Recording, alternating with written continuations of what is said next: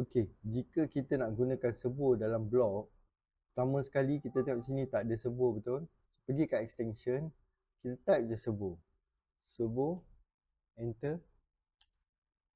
So ada servo ni, kita tekan. Okey, so sini dah ada servo. So kebiasaannya servo kita klik sini, ini saja yang kita guna, positional. Okey, yang lain ni semua you boleh try lah kan. Okey, bila you buat macam ni, set servo pin P berapa? 0 ke 1 ke 2? Tengok kepada kaki microbit yang kita sambung kita pilih.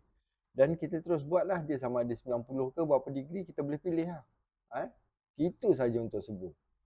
Okey, jika projek kita ada menggunakan digital sensor, contohnya infrared sensor untuk detect objek, LDR sensor untuk detect cahaya, soil sensor untuk detect kelembapan tanah, touch sensor untuk detect sentuhan, dan juga raindrop sensor adalah untuk mendetect hujan. Okey, apa yang kita perlu buat pada blok kita? Okey, yang pertama kita pergi cari dekat scroll dekat tepi ni, kita cari pin. Okey, lepas tu kita tekan more dan kita perlu set pool ni. Kita perlu ambil ni. Okey. Set pool pin P berapa? Okey. Dekat pin mana yang kita sambung sensor tu? Okey. Dan ini kita biarkan saja up. Okey. Yang seterusnya kita pergi kepada logic. Kita ambil ni. Dan kita letak dalam loop forever. Okey. Okey. Seterusnya kita pergi kepada bahagian logic. Kita ambil comparison. Okey. Kita letak sini. Lepas tu kita pergi dekat pin. Kita ambil yang digital read ni. Kita drag pergi dalam ni. Okay. So kita tengok dia boleh pilih kan. Make sure kalau kita pilih sini P2, sini P2. Apa maksud P2? Maksudnya sensor ni disambung kepada pin P2 dekat microbit. Okay. Kita drag benda ni masuk dalam ni. Okay. So sini pin P2, sensor yang disambung kepada pin P2, sini P2. So sini 0 ataupun 1, kita bergantung kepada jenis sensor. Ada yang detect 1, ada yang detect 0. Okay. Okay. Untuk memudahkan kita belajar, kita just ambil dekat sini.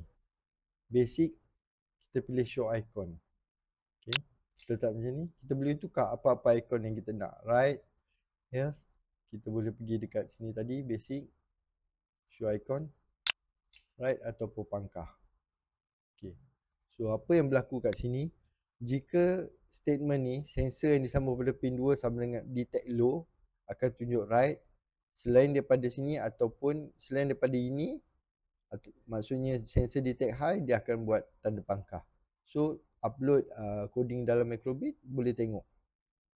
Okay. Jika kita nak tambah buzzer, pergi kepada music. Selalu saya gunakan ni je. Yang lain-lain boleh test, tak ada masalah, benda tak rosak pun. Kita test, kita pergi sini. Apa maksud dia? Bila sensor yang disambung pada pin 2 detect low, buzzer akan berbunyi dan tanda right. Okay. So selesai bahagian buzzer. Dan seperti yang saya terangkan sebelum ni tentang servo, kalau kita nak tambah servo, pergi kepada servo, set servo. Okay. Maksudnya pada permulaan kita nak servo yang disambung pada pin P0, P1, P2 yang kita pilih, contoh P0, 90 darjah. Bila P2 ni detect low, sensor yang disambung pada pin P2 detect low, apa yang terjadi? Kita right click, kita boleh duplicate tau. Pergi kat sini. Okay, maksudnya dia akan pergi kepada 180 darjah. Kalau dia tak jadi statement ni, maksudnya P2 detect high, apa yang akan jadi? Dia akan detect 90 darjah. Okay, servo pun boleh bergerak, buzzer servo boleh bergerak, display pun kita dah test, buzzer pun kita dah test. So complete basic. So dengan adanya ilmu ni, knowledge ni, kita boleh buat banyak sangat projek. Okay, sekian.